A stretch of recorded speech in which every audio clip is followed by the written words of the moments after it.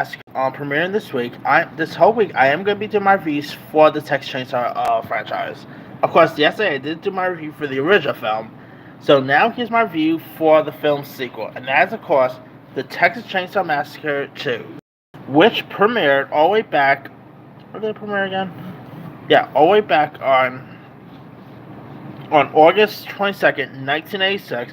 Now this pretty much premiered about I'd like to say maybe about 10 years or halfway after about 10 years, since the original. Then of course you had Tobe Hooper returning to direct.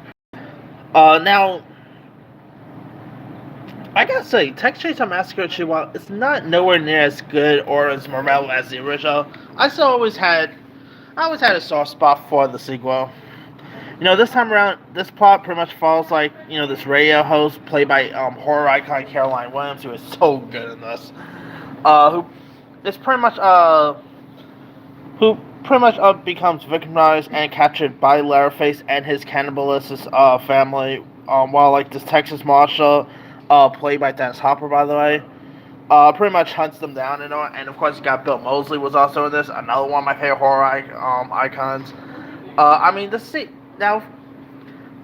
This isn't as good as other horror sequels. This is nowhere near as good as, let's say, Child's Play 2 or maybe Friday the 13th Part 2 or anything like that. But I still thought, the sequel definitely had some really cool, upsides. It did have lots of humor, more humor than you expect from a Texas Chainsaw film. Bill Moseley stole lots of scenes. I've always loved Bill Moseley in these movies.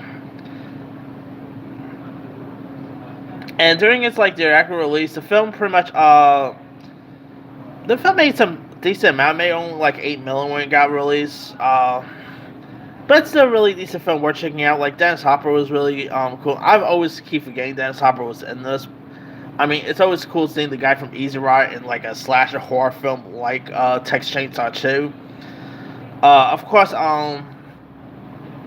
this doesn't really fully ignore everything, the events that happened in the original or anything like that. There is some talk about what happened in the original. In this first film, but you don't really get any of the original cast. They even replaced Leatherface here. It said Gunnar Hansen. Leatherface was actually portrayed by Bill Johnson, who I thought it was good, but no Leatherface is near as good as Gunnar Hansen. Let's be for real. But anyway, the kills in this thing, the kills get even gorier with each sequel I'm at. And the kills in this thing is really extreme. I mean, it's of course 80s, gore, so there's that. But yeah, it's definitely a really fun one, really cool, memorable characters. Caroline Williams is so good in this film. The other cast of characters are good.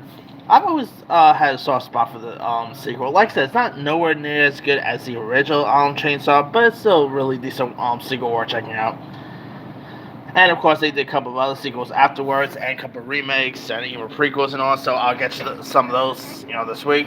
But anyway, let me leave you guys. Have you ever seen Texas Chainsaw Massacre Part 2? If so, what's your thought? Were you a fan? Were you not a fan of it? Favorite scenes, favorite moments? Drop comments below. Don't forget to like, subscribe, hit that bell for more notification. This is Henry Sire.